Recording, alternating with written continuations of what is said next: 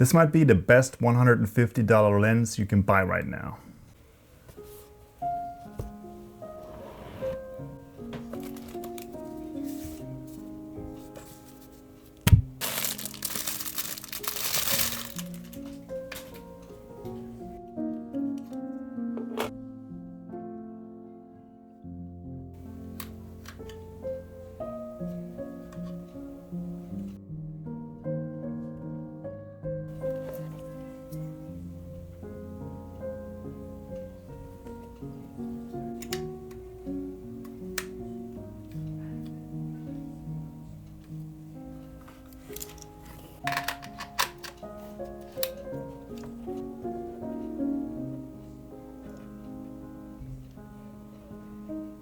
What's up everybody, welcome back to another video. Today I want to talk to you about the brand new TTArtisan 35mm f1.8 autofocus lens. This lens just hit the market and I'm glad to be able to share my thoughts with you in case you are wondering if you should pick up this lens for yourself. Now this video is not sponsored by TTArtisan, but I want to give a big thank you to them for sending over a copy so that I can share my thoughts with you guys. I was able to get used to this lens for a few days now. I paired it up with my Fujifilm X-E4, and in today's video I want to take you out with me so you can see how this lens performs in an urban setting. And after that I'm going to share my thoughts on how it performed, what's good about the lens, and what maybe could be improved. So let's go out there and take some photos.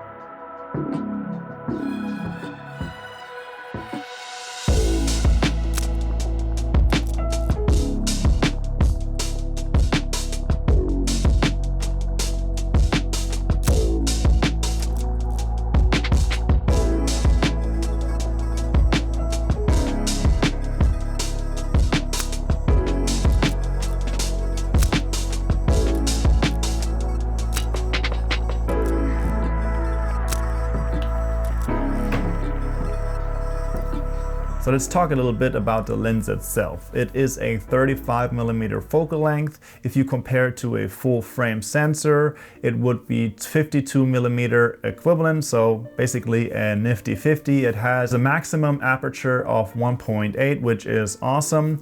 And the biggest thing is that it has autofocus, which for this price point is very rare. So this is basically a very budget-friendly lens, but the build quality is not suffering at all. It has a very solid build. It feels really good in the hand, has a solid weight to it, and the focusing ring is smooth but not loose. It is just right, which I hope that keeps up as time goes on, because sometimes lenses have a tendency to loosen up a little bit. But right now it has a very nice sweet spot. It's not too stiff and not too loose. One thing to mention is that this lens is not weather sealed, but for 150 bucks, I don't really expect that. I do believe that just like all the other lenses that I use on my Fuji, you can probably take it out in a drizzle as long as you protect the camera as good as possible.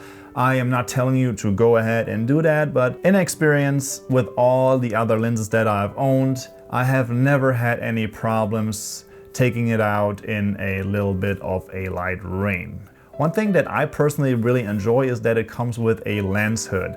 And not only any lens hood, it comes with a square lens hood, which that in my opinion definitely gives this lens a little more style points. One thing that I did notice about it though is that if you want to use the lens hood, you cannot utilize the lens cap. So in order to put the lens cap on the lens, you have to have the lens hood removed. I don't know if TTArtisan is going to come up with another solution in this scenario, but for now, if you want to use the lens cap, you have to remove the lens hood first. So after taking it out into the real world, the question occurs, is it a good lens? Does it work properly? Does it perform decently?